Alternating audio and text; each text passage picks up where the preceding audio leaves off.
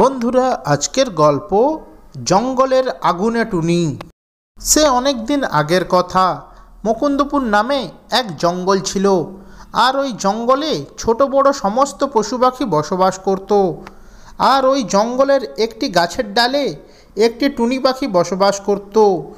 কিন্তু একদিন হঠাৎ করে ওই জঙ্গলে আগুন লেগে যায়, আর জঙ্গলের সমস্ত পশু পাখিরা এদিক ওদিক পালাতে শুরু করে। পালাও, এখান থেকে পালাও, কে কোথায় আছো? পালাও, জঙ্গলে খুব ভয়ানক আগুন লেগেছে, পালাও এখান থেকে, পালাও। ছোট্ট টুনি পাখিটি যে গাছের ডালে বসবাস করত, সেই গাছেও আগুন লেগে যায়, আর তাকেও তার বাসাটা ত্যাগ করতে হয়। জঙ্গলের আগুন দেখে সে ভয় না পেয়ে সে নদীর কাছে উড়ে যায় ও মুখে করে জল নিয়ে এসে সে আগুন নেভানোর চেষ্টা করে। এইভাবে সে আগুন নেভানোর জন্য আবারও নদীর কাছে উড়ে যায় ও মুখে করে জল নিয়ে আসে।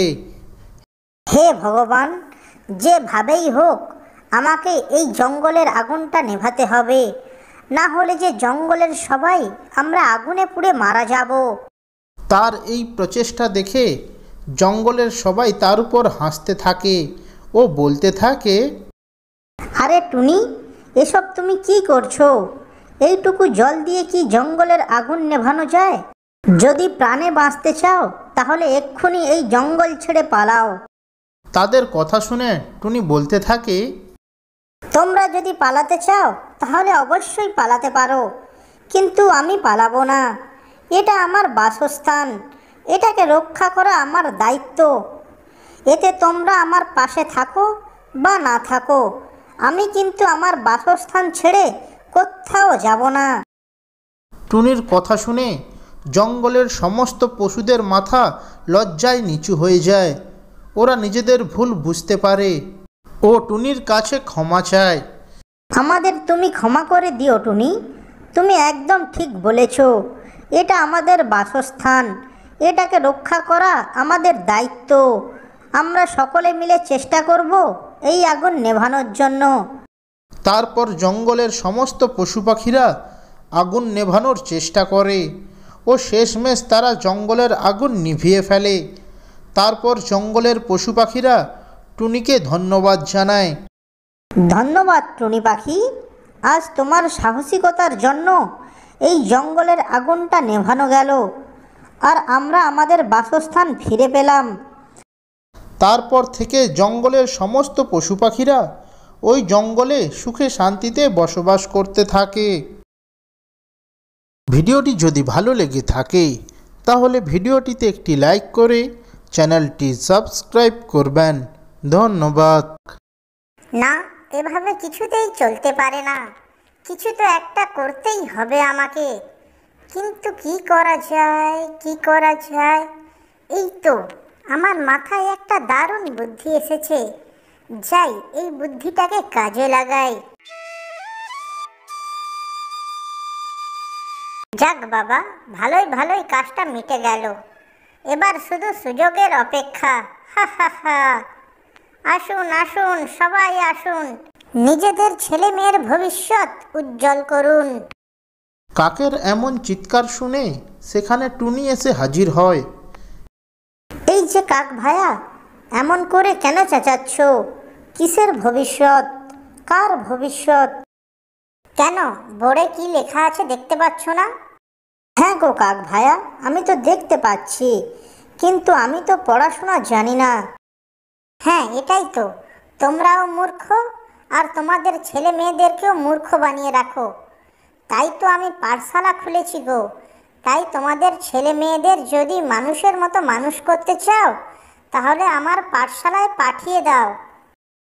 আচ্ছা কাক ভায়া, ঠিক আছে, আমি কাল আমার ছানাকে নিয়ে সকাল সকাল তোমার কাছে চলে আসবো। এই বলে টুনি তার বাসাতে চলে যায়। পরের দিন সকালবেলা টুনি তার ছানাকে নিয়ে কাকের কাছে এসে হাজির হয়। এই যে কাক ভায়া, আমি আমার ছানাকে নিয়ে চলে এসেছি, তুমি আমার ছানাকে ভালো করে পড়িও। এই যে টুনি, তুমি একদম চিন্তা করো না, তোমার ছানাকে আমি খুব ভালো করে পড়াবো। আরেকটা কথা, তুমি কিন্তু রোজ তোমার ছানাকে দেখতে আসবে না, তাহলে কিন্তু তোমার ছানা পড়াশোনা বাদ দিয়ে তোমার সঙ্গে যেতে চাইবে। তুমি বরং 1 মাস পরে এসো। আর একটা কাজ করো টুনি, তুমি এই খবরটা সারা জঙ্গলে ছড়িয়ে দাও। ঠিক আছে কাক ভায়া, আমি তাহলে এখন আসি। আমি তাহলে 1 মাস পরেই আসবো আমার ছানাকে দেখতে। এরপর টুনি তার ছানাকে কাকের বাসায় রেখে সে উড়ে চলে যায় টুনার বাসায়। আরে টুনি যে হঠাৎ আমার বাসাতে, তা কি মনে করে? এই যে টুনা বোন, তুমি তোমার ছানাদের মানুষের মতো মানুষ করতে চাইলে তুমি আজই কাক ভাইয়ার পাঠশালাতে যাও, আর সেখানে গিয়ে তোমার ছানাদের দিয়ে এসো। আমাদের ছানা পড়াশোনা না জানলে ওরা তো মূর্খ হয়ে থাকবে, তাই তো আমি কাক ভাইয়ার পাঠশালাতে দিয়ে এলাম আমার ছানাকে। টুনা বোন, তুমি তোমার ছানাদেরকে ওই পাঠশালাতে দিয়ে আসতে পারো, ওরা ওখানে পড়াশোনা করবে।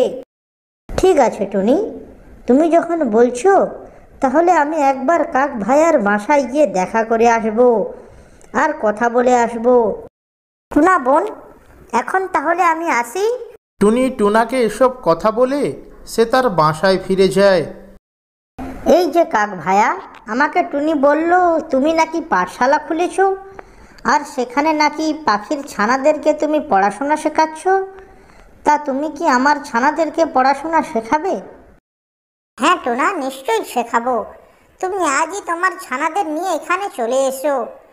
কিছুক্ষণ পর, এই যে কাক ভাইয়া, এই হলো আমার 2 ছানা। আমি এদেরকে তোমার কাছে দিয়ে গেলাম। এবার এদের খুব ভালো করে পড়াশোনা শিখিও তুমি।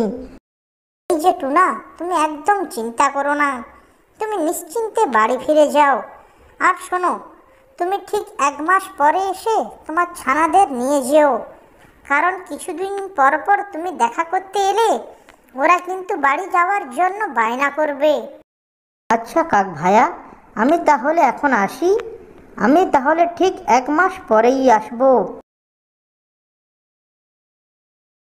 আজ 1 মাস হতে চললো। আজ তোদের মা বাবা তোদের নিতে আসবে, আর আজই তোরা আমার পেটে যাবি। হা হা হা। আজ তোদের নরম নরম মাংস আমি ছিঁড়ে ছিঁড়ে খাবো, আর আমি এখান থেকে পালিয়ে যাব। হা হা হা। এরপর সেই দুষ্টু কাক টুনির ছানা ও টুনার ছানাদের খেয়ে সে ওখান থেকে পালিয়ে যায়। দুষ্টু কাক পালিয়ে যাওয়ার কিছুক্ষণ পর ওখানে টুনা ও টুনি এসে হাজির হয়। টুনা ও টুনি কাকের বাসায় এসে দেখে কাক সেখানে নেই ও তাদের ছানারাও সেখানে নেই। এটা দেখে তারা দুজন খুব ভয় পেয়ে যায়।